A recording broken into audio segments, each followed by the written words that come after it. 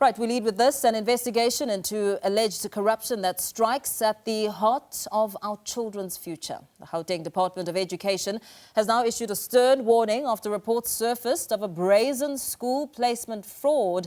An individual, identified only as Godfrey, is allegedly soliciting substantial amounts of money from parents, promising spots in Gauteng's public schools for the 2026 academic year.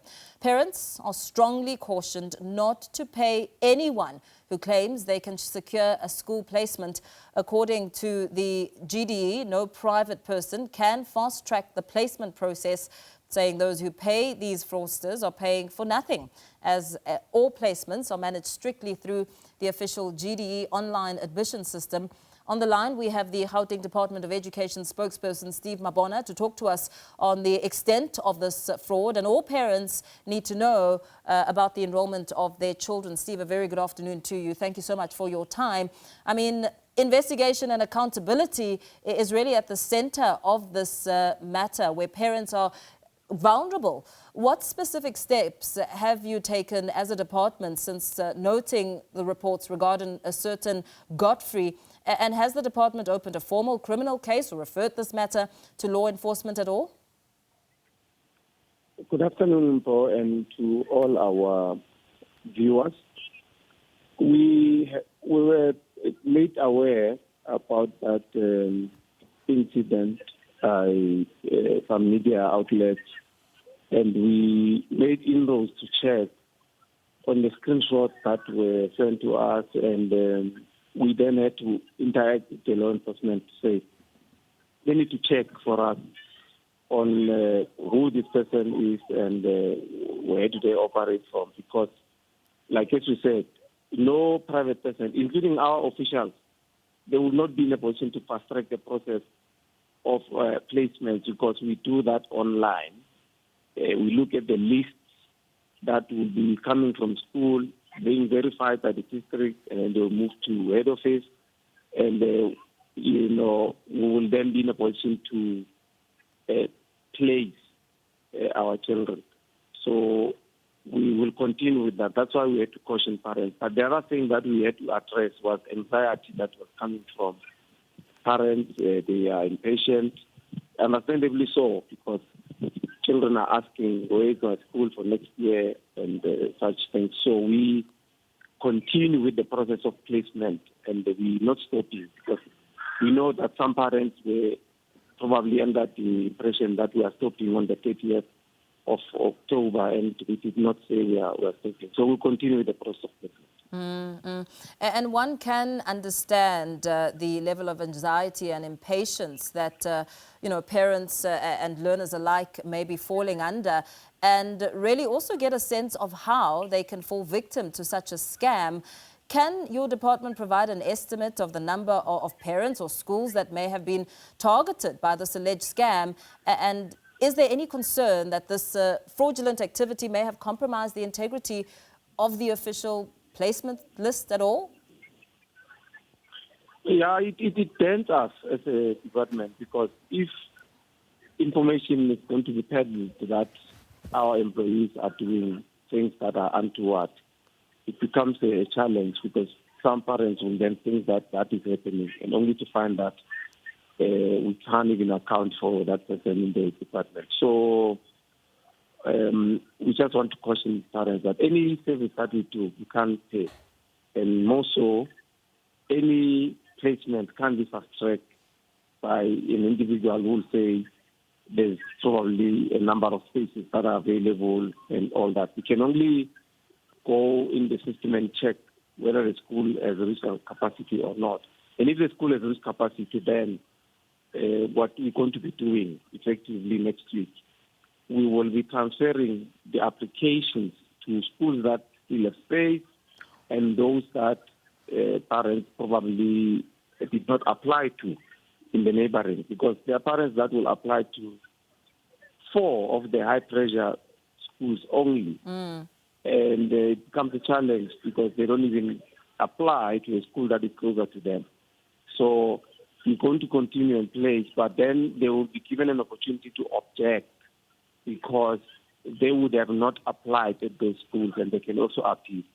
But all those parents that have applied in 3 or 4 schools, they can't come back and say, no, but according to my priority, I was expecting to get a space from school A, not school B.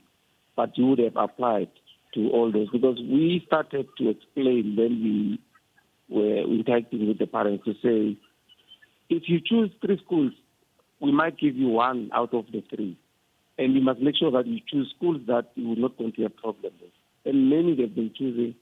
And the other thing that we are realizing now is parents that would have been placed at the schools that they've realized that they cannot pay school fees because the fees are high than what they anticipated. So we must then go back and assist those parents to say, transfer the placement to a school that probably they can afford. But that process must be done then at the district office. What advice, Steve, do you have for parents who may say, we really wanted to get into school option number 1, so we paid a bribe to this Godfrey individual or anyone else? What assurances can the department provide that these parents' legitimate applications will not be negatively affected by their involvement in the scam, unknowingly or knowingly? No, don't be affecting them, because according to what we have, no one can interfere in the process of placement, like as I've indicated. Even officials in the department, they can't go and do things that are untoward, because when you access the portal and do something there, you should be allowed to work on the portal. And once you enter, we can know who entered. Even at school level, the principal take a responsibility of officials that will be working under him or her. And then the district director is responsible for the entire process, and he or she will know that I've assigned this individual who must work in the system. At the head office, say, a public ordinary schools component is there managing this process as well. So it's not easy to work in the system and we don't detect that something amiss would have happened here. And Steve, before we let you go, I mean, you've just spoken a great deal about some of the challenges that parents have been faced with insofar as schools being allocated and perhaps parents now learning that they perhaps maybe cannot afford the school or it's not convenient to them. How far is the entire process? Have all parents and learners been given a school? Because we see a lot of these big challenges surfacing in the new academic year where learners are sitting at home without options or really with the system still trying to place them. What is it looking like at this point? No, we must clarify. All those that would have applied in the system, they can't be sitting at home. Normally, people that will be sitting at home is those that will just arrive in the province, coming from other provinces, and it's those that will be coming from independent schools, seeking space in our schools, because they could not probably afford, fees in the schools that they would have registered their children. So we will then try to assist them to accommodate, but because we are so highly pressured, that's when then you will hear that people will say children are sitting at home. But we try by all means to accommodate as much as possible. But that would not be emanating from the system, because all those that would have applied will make sure that we accommodate. That's why we don't have a deadline to say we are stopping at this stage. The only thing that we are doing is we are making sure that at least by end of November, we should have made a huge dent in terms of improving the numbers of those that would have played, so that we have lesser numbers, because come December, we plan to open the system for late registration, avail schools that still have space, so that parents, those that did not apply during the application period, they will then be in a position to apply. And including those parents that did not provide documents, they will then be given an opportunity to check schools there, because now we are not in a position to place them. I was actually going to ask you what you mean by saying that there's no deadline at this point in time. So you're saying that, is there a date for December for those parents who may need to apply and ensure that they are placed come 2026? Our target is to try to finish those that we have, and then we will make that announcement. But normally we'll open in December. It's not the first week, it will be the second week, but we should be in a position to announce it.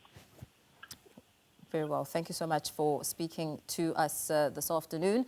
Steve Mabona of the Gauteng Education Department, they're warning of fake placement offers, saying that as far as he is aware, the GDE admissions portal cannot be tampered with, and that fake placement offer will not be legitimate and will not stand. So really warning parents to not go with the perceptions given to you by that so-called Godfrey figure, as the system is not able to be tampered with. That, of course, giving us some relief there as we looked at the story and the issue of admissions for grades 1 and 8 for 2026. We do continue on the other side of this to bring you more news.